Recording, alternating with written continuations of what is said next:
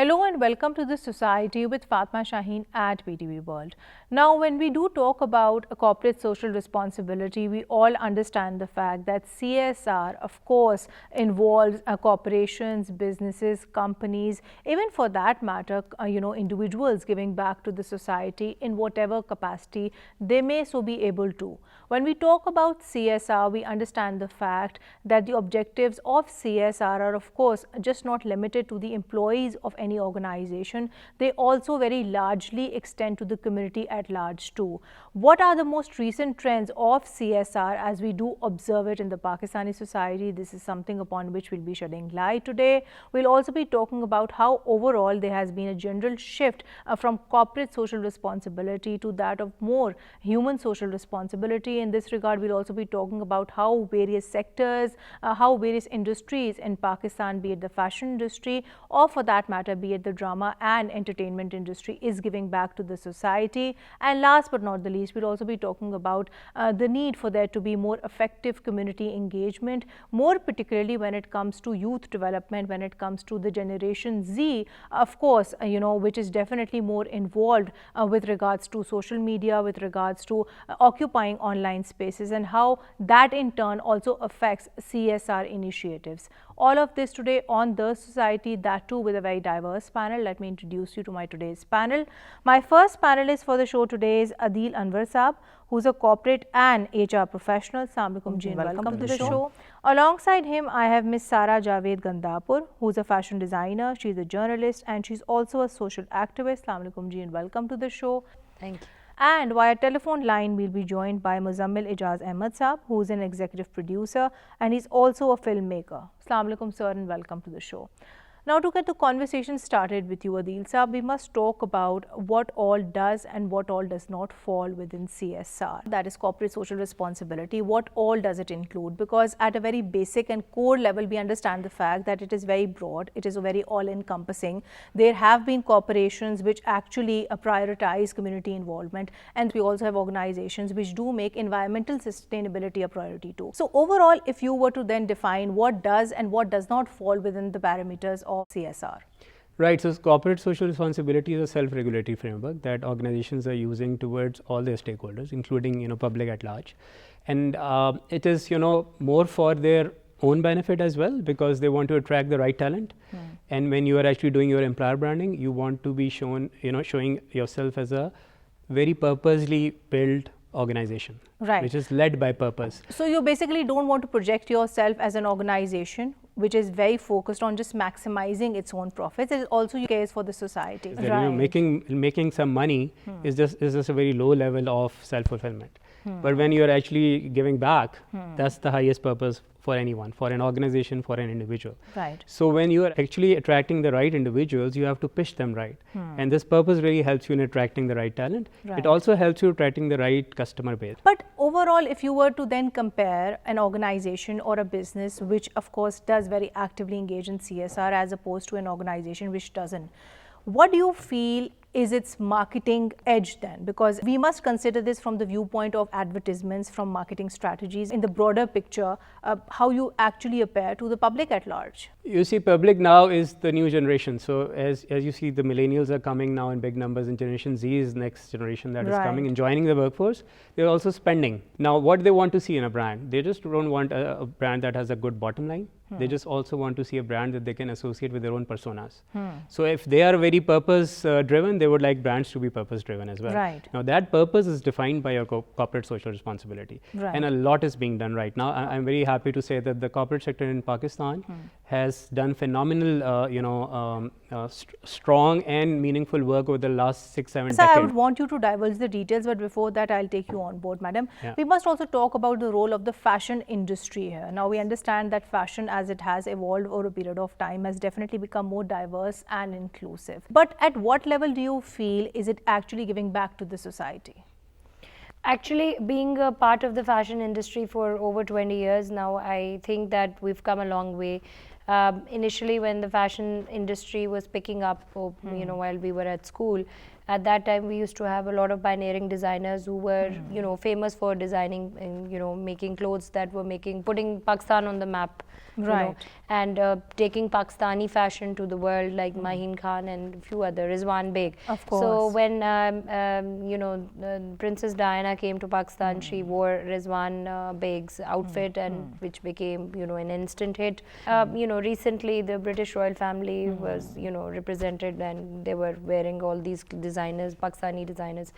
But when you're talking about that, I mean that was them, maybe making Pakistan famous for whatever we had to offer. Right. But in terms of a social corporate responsibility, and giving back to the country or to the society, and fashion for a cause, that trend only picked up like a few years back, maybe a decade back. And then when that picked up, I think it was a really good positive response. Right. It was really very well welcomed, and everybody was not expecting that the fashion would be giving back to the society in the terms of actually highlighting causes that, or anything, or some problems that the society was having, like child marriages. Right. And there's a designer who highlighted that. And then there was also, I remember, a fashion week which Mokhtara actually Mai was Mokhtara there. Mai Ji. also walked the We ramp. were actually discussing that prior to the show. Right. So I mean, so these were social responsibilities, and these were social issues which have been plaguing our society for many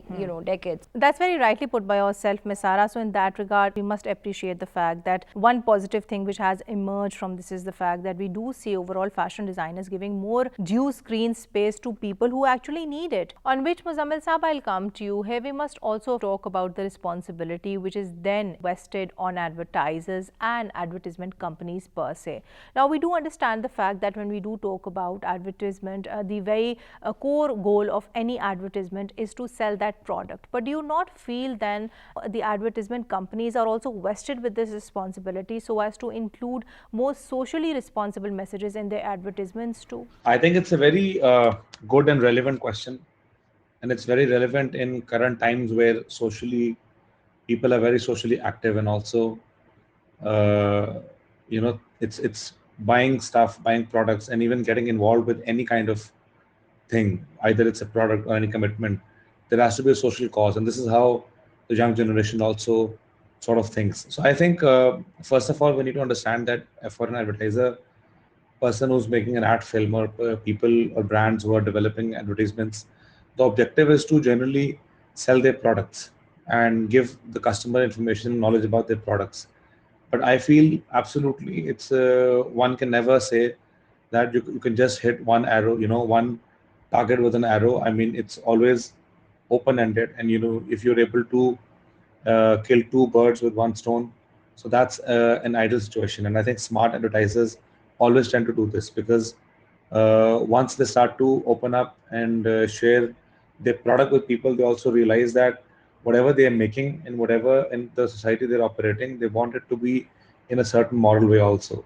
So definitely, I think there is an obligation, and I think the companies who are only doing it for profit making should also start focusing on adding more social responsible messages and shaping up the community as well. This is not just going to also make a progress in terms of how the community shapes up eventually, but also contribute in terms of more better usage of your product or the category as well. So I think on a broader perspective, it benefits, even socially contributing through advertisers will always end up benefiting the advertisers also, because then the audience also gets mature to use these things. But we also need to understand one more thing, that it is also the product life cycle. So for example, if I've just opened up a new business, so for me it might not be feasible to put my money behind something which is a little more socially viable, while I want to secure more eyeballs and more time towards my particular product. But eventually, as companies grow, we do tend to see bigger companies have this social responsibility angle around their products also. So I think eventually everyone gets there. The journey of getting there is a little different, and I think the sooner the company realizes that involving social angle from the very beginning can actually help in their brand building also. So then, the companies, they don't just remain a tool of economic vibrance of our community, but they also get integrated and socially accepted. So I think absolutely they must and they should, and if they don't realize, it actually ends up benefiting them. Right, sir, your point is noted, on which I'll come to you, Adil Saab. Hey, we must take your narrative too, and we do talk about this important responsibility which is then vested on advertisement companies. How do you feel are they executing the same? Well, there's, I think, a lot of room for improvement, but it's now very easy to do because you're so socially, internationally connected through social media. So if you're not factual, if you're not being transparent, the first hit is your viewership. That's not going to trust you, and you're not going to be credible anymore. Sara, we must talk about this from the viewpoint of the fashion industry as well. Now, we do understand the fact that Pakistan is faced with not one, rather several socio-economic challenges. But do you feel as a fashion designer yourself that in the course of course, advocating for various CSR initiatives, Pakistan's fashion industry has to some at least extent been able to address these issues too? Because at a very broader level, we see that there is a very deep interconnection. Because you see, again, I might sound repetitive, but the thing is that over the years, last decade or so, the fashion industry has actually realized its importance. The contributing that they are contributing to the success of Pakistan, and the economy boost in Pakistan because of us taking our clothes abroad. And so they have actually managed to highlight social causes and sending subtle messages, or maybe sometimes very blatantly putting out the message out there that it's important to be fashionable, but to work towards sustainable fashion. Also be careful that your fashion, because again what's happening is that fashion is not accessible to everybody, to the masses, and a lot of people in the society or the masses are complaining about it, that when you're going to any brand and you're trying to get clothes for your family or for any big occasion that's coming like Eid or anything, the clothes have really the prices have really gone up. But I think I would like to also appreciate certain brands which are actually working on sale basis, and they're keeping in mind that sustainable fashion, and making separates which can be paired or matched with other clothes. Right, Sara, your point is noted, on which I'll come to you, Adil Saab. Here we must also talk about this very pressing need for there to be one comprehensive CSR national policy, and in this regard it's very important to then quote the fact that SECP has very particularly actually issued a code of corporate governance which very categorically mandates companies to have a very defined CSR policy. In this regard, it's equally important to also mention the fact that the State Bank of Pakistan has also established regulations which relate to CSR in corporate banking.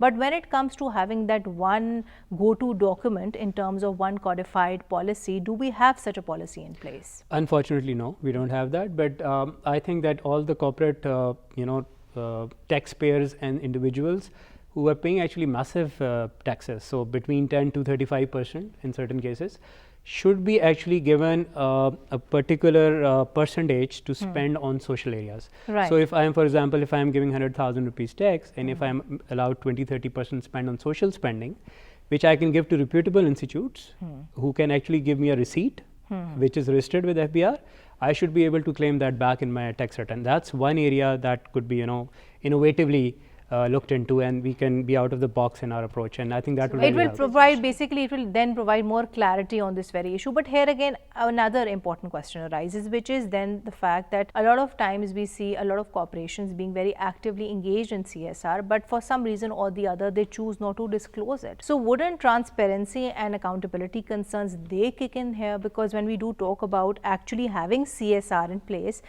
it's equally important that companies who actually engage in the same, they openly declare the same too.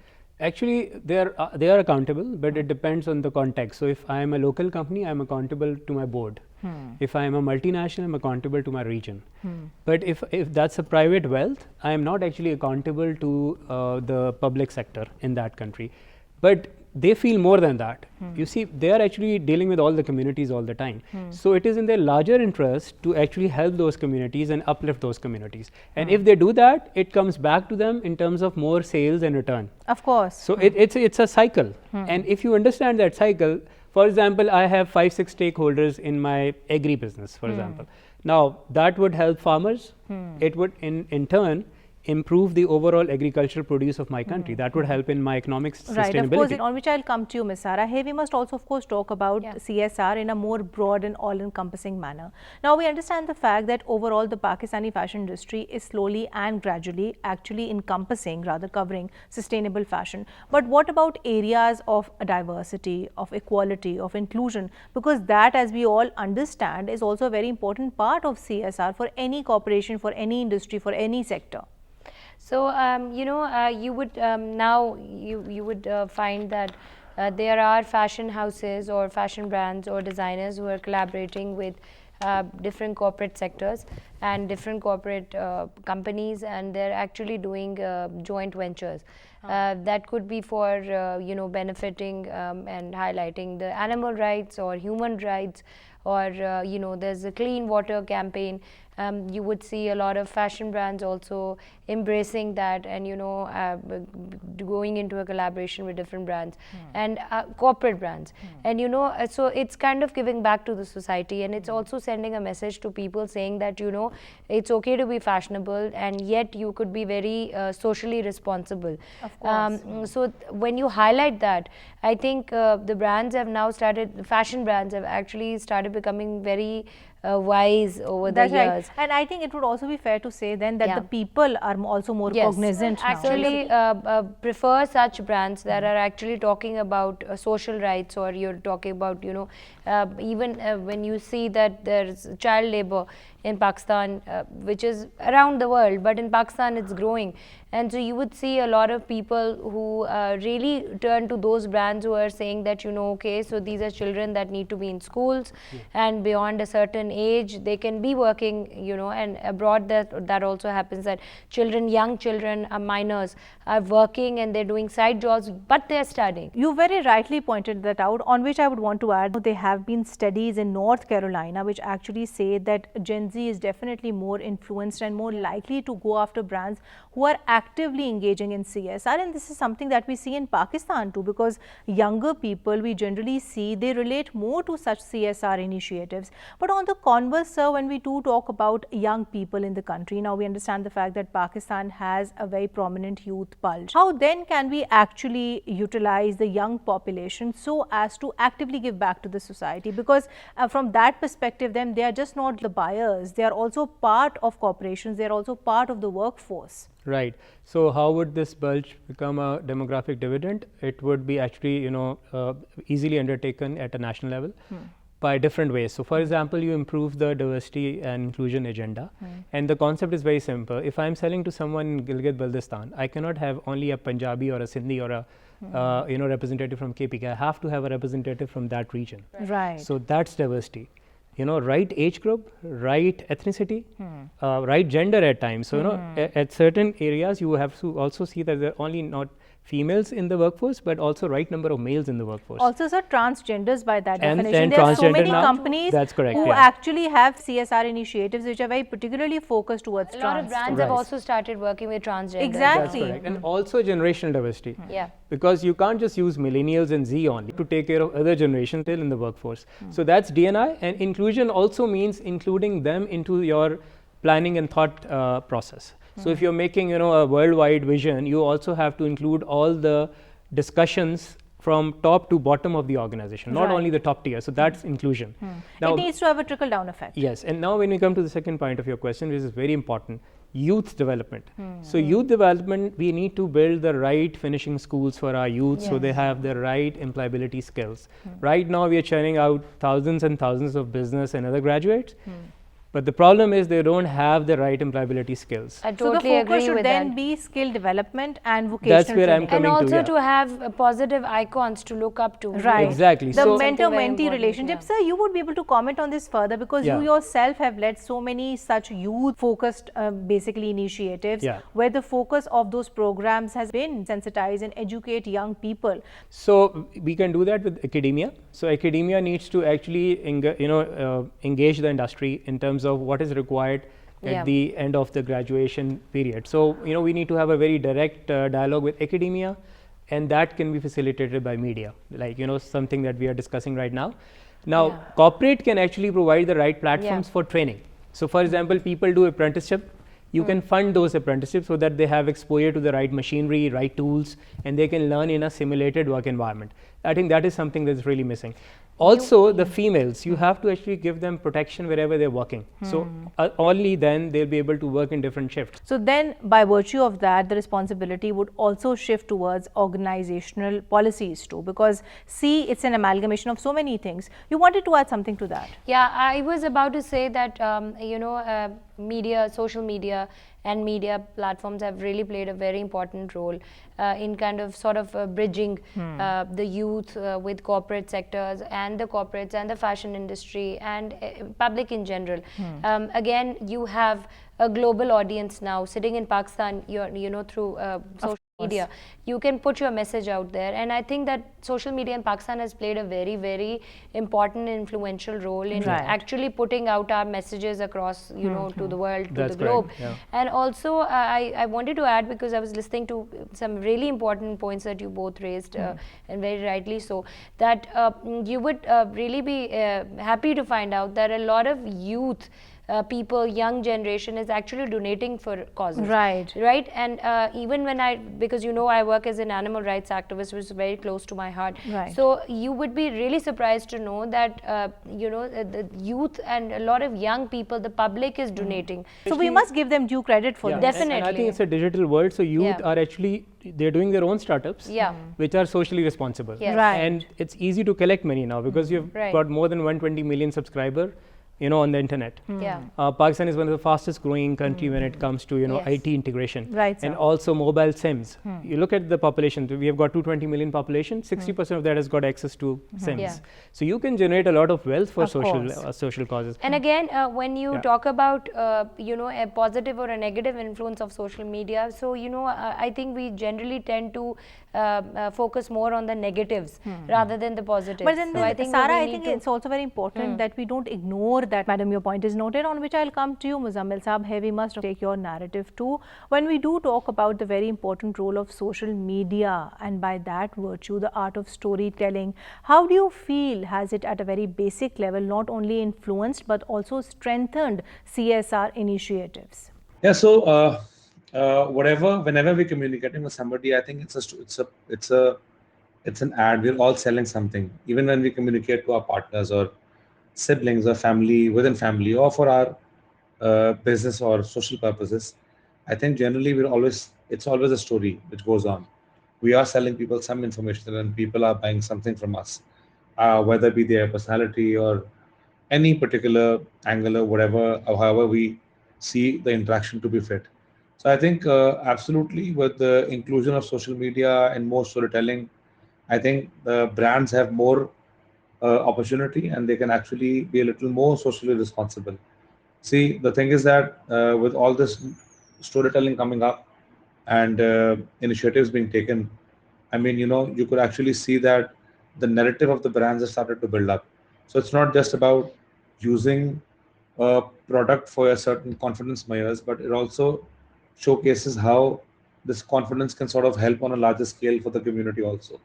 So if you ask me any example right now, I can't really divulge into it or specify any particular example, but I think there have been different times when people and different industries have really gone up and spoken about stuff. I think telecom at some time during 2006 and between 2006 and 12, telecom operators have been really active in Pakistan, and eventually, uh, rather than just selling the SIMs, they were also active about how people are contributing and how people could contribute better in Pakistan. So I think, yes, where we have seen the media also getting more open up, we have seen that uh, you know the the acceptability of storytelling has also gone up from the customer side.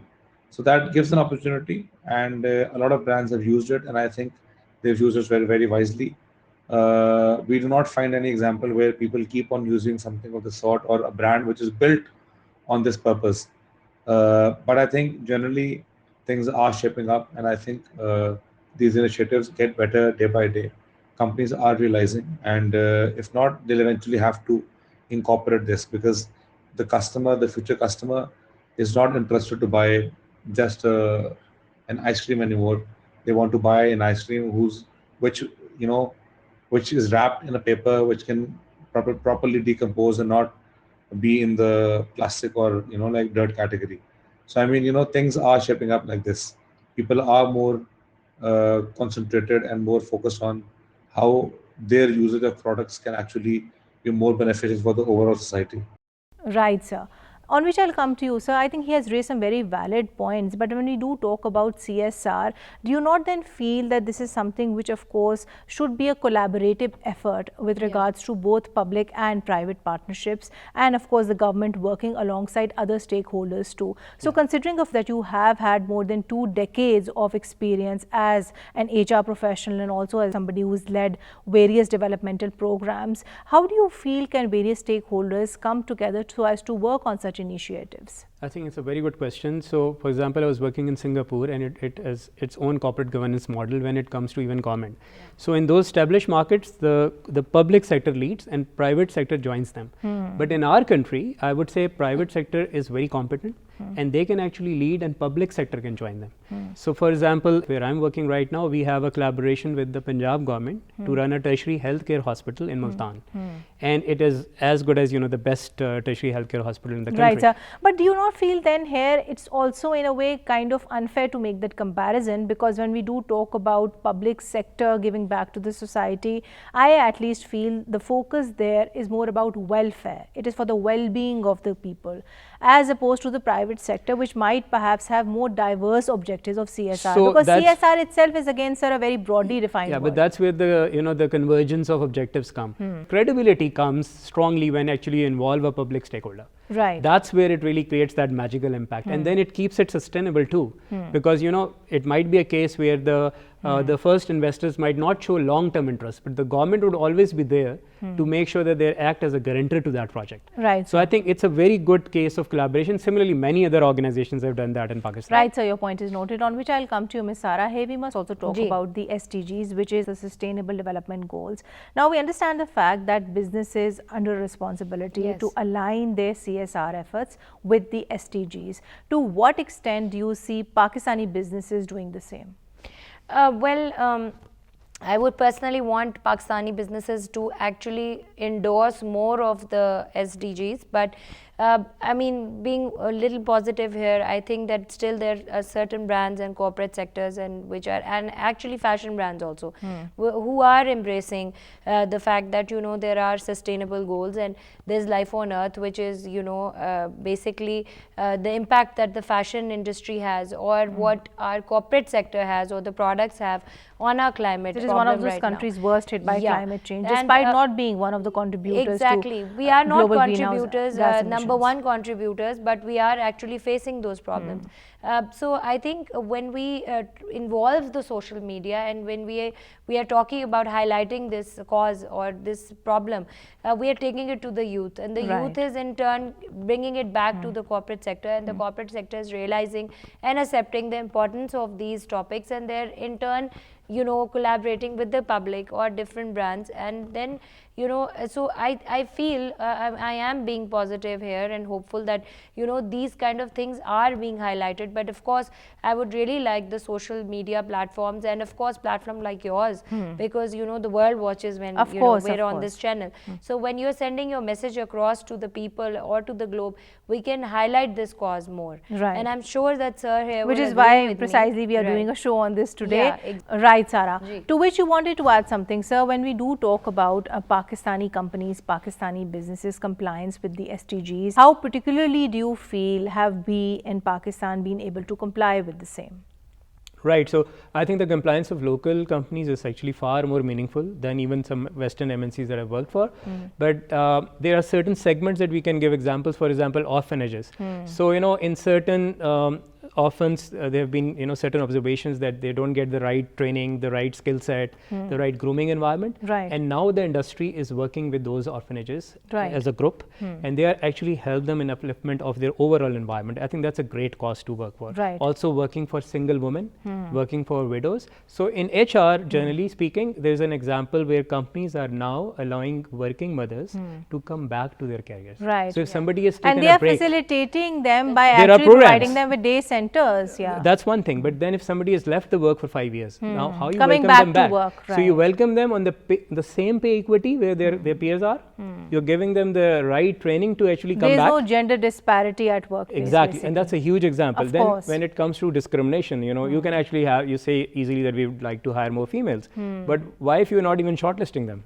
So in HR, we are coming with the policies that if you are presenting 6 CVs, for example, half of them have to be females. Right. Otherwise, you won't even close that role. And sir, this I think should also extend not only to women, it should also extend to people who actually are differently abled, Yeah. people with That's different correct. abilities, Yeah. people who are transgenders too by that definition. On which I'll come to you, sir. Here we must also talk about the responsibility which is then vested not only on actors but also on producers and content creators, so as to ensure there's diversity, there's inclusion, and also of principle of equality is actually reflected in the dramas that we do so make. So overall, if you were to then analyze the trends which have emerged in the Pakistani drama industry, how would you categorize them to be? So, dramas and entertainment, I think absolutely. So, watching content are, I think why do people watch content is because there are, the people purely want to be entertained. And that's what, especially in countries like Pakistan also, where people want to cut away from the society and, daily chores, and they want to divulge or involve themselves in the story.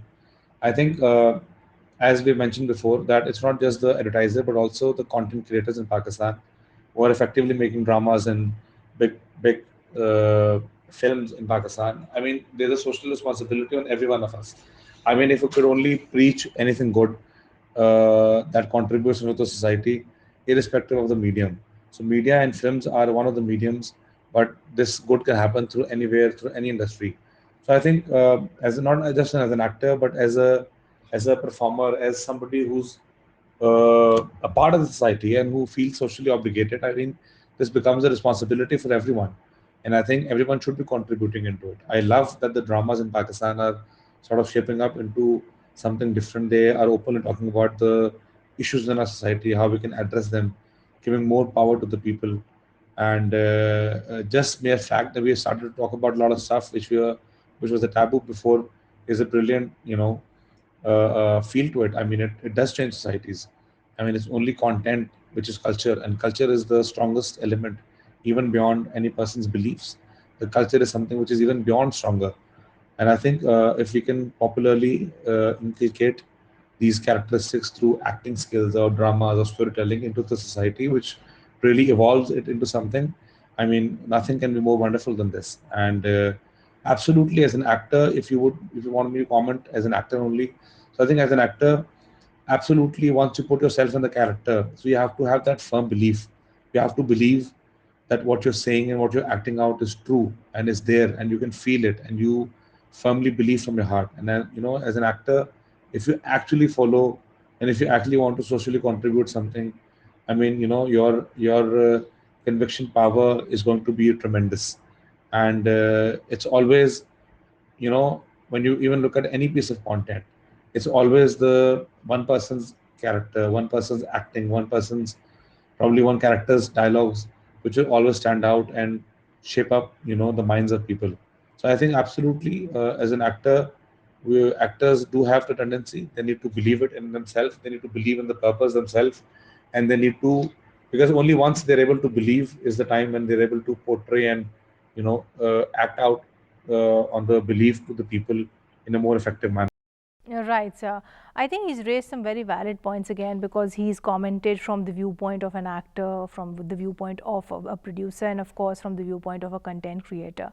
But do you not feel that if you were to make a comparison of how the drama industry has evolved over a period of time, overall we do see that now there's generally more of a diverse representation, even in terms of the characters that we do see on our screens? Yeah, and also it depends how we show the positive side of the same characters. So, for example, if you're looking at some powerful stakeholders in rural areas, same people can be shown doing the right things. Right. So why a feudal is always shown doing wrong things?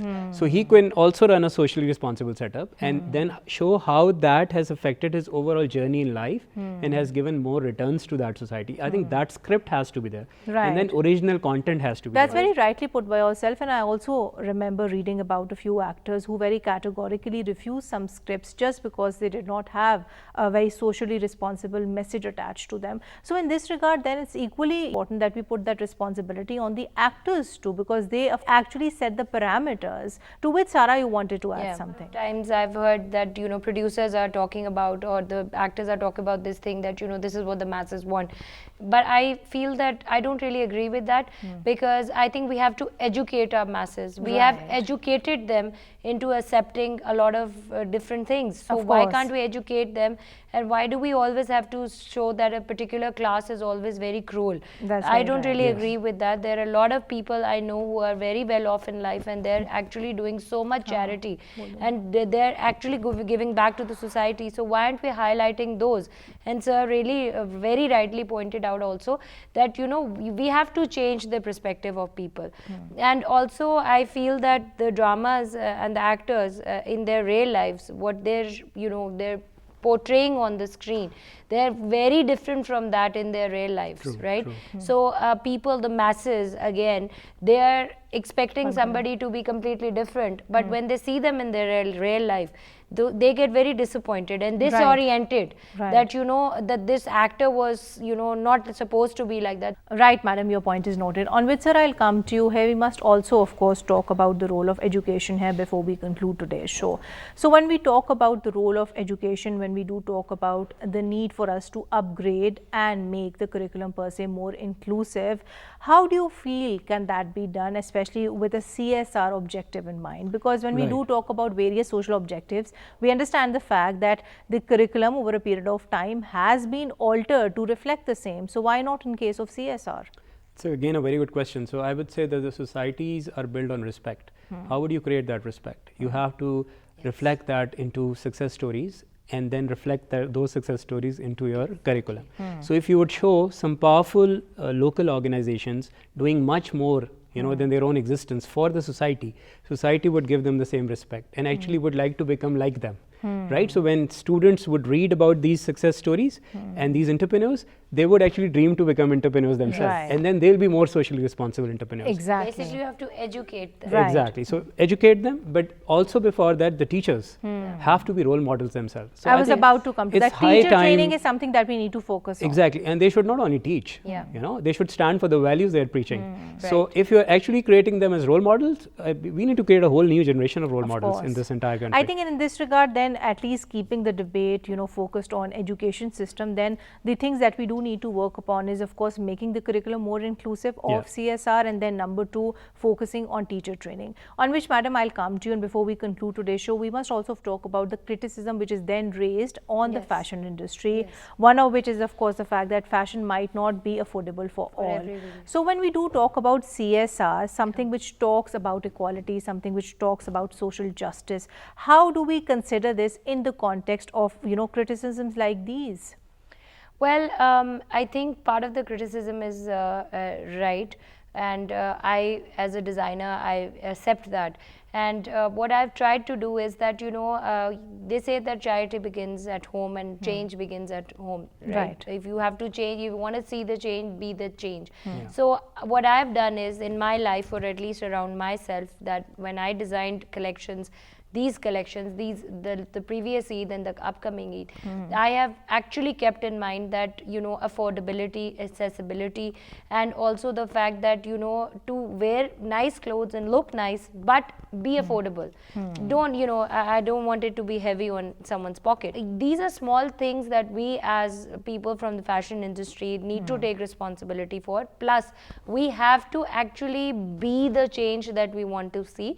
So what I've started doing is that I've started endorsing brands which don't pay as much, or people who cannot pay as much, but they still have a heart, they still want to look good, and they still want to enjoy all the luxuries of life. Fashion should be for everybody. You know, so it is something like that. Another thing I would quickly like to add is that we need to improve the role models that we have set. And even in schools, I constantly and continuously go to different organizations, different institutes, where I say I will not charge, I'll not do anything, I'll just come and talk to the youth. And Right. talk about animal rights, we talk about orphanages, we talk about clean water, And we have seen a lot of climate fashion change. designers do the same too. I remember there have been fashion designers which have actually been collaborating with the Child Welfare Protection Bureau on more than one fronts, and then But of we course need to see more of that, more of right? that. So we Again, need it to should see be more of not that. an exception, it should Yeah. be a general rule. Definitely. On which, sir, I'll come to you, and before we conclude today's show, so what would your practical advice be to all the people watching the show, more particularly those who do belong to the drama industry, who are actors, who are producers, who are directors, that how is it that they can use their platforms, how is it that they can use their power so as to advocate for social causes, and what do you feel are the most effective and forceful mechanisms to do so? So, what would I be able to tell aspiring actors and producers? Very interesting. So, I think I genuinely believe there's no right and wrong. There's no left or right. I think it's all a journey, and eventually, we all have our objectives, and we all have to get to some particular point. The destination is what we're looking for. I think the journey you choose is a journey you'll have to live by, and I genuinely feel that I can't teach somebody to be socially responsible. They have to live it through their own experience, and they have to feel it through their own experience. And I truly believe that anyone who's got a beating heart cannot say that they don't feel socially responsible for a lot of stuff. We see so much happening around us, and even in our religion, even if we can't really stop it from our hands, we try to be more vocal about it, or we at least try to feel bad or good about whatever is happening in the society. So I think the very first basis is that you have to have feelings, you have to have a heart to actually see what is happening socially around you. And I think as you get more involved with your passion, with your skills, and I think any skill and every skill is able to contribute into the society in a more positive way. So I think we need to find out the points and things which we feel passionate about, and through our profession, be it an actor, as a producer, director, or however it is, we need to see how we can start building some positive communication around it. So, I mean, it's a very focused approach. We need to be passionate about it. Number one, we need to start build looking at it from a perspective that how we build this in our daily life. And once we live it, is the only way people are also going to believe. So, I think the most effective mechanism is that you really have to have that belief. If you don't feel that your heart is in the right place and you're actually doing this because you have a belief in this particular whatever you're trying to achieve, nothing would be able to come through of that. So I think uh, just the couple of these things that I've mentioned, don't just take my advice, be more involved, be more open mentally, and have a heart, feel for other people's how you will feel for yourself. So I think for me that's the most impactful and effective mechanism of how I can recommend somebody to be more involved. That's very rightly put by yourself, sir, that the change, of course, must come from within. On which note, I would like to conclude today's show. Thank you so much, Adil Saab. Thank you so much, madam. And thank you so much, Musammal Saab, for your precious time today. Well, to conclude today's show, we generally spoke about the changing trends as we do observe them in the case of CSR, as it does exist in the Pakistani society. We also see the fact that, more often than not, various industries, various corporations and businesses have been continuously giving back to the society, be it in terms of their environmental sustainability protection programs, be it in terms of community development, or for that matter be it in terms of effective stakeholder engagement. What we do need to understand is the fact that over a period of time, corporate social responsibility has evolved to be more of human social responsibility, and this is definitely something upon which we should capitalize. On that note, signing off for today. Until next time, take care and Allah Hafiz.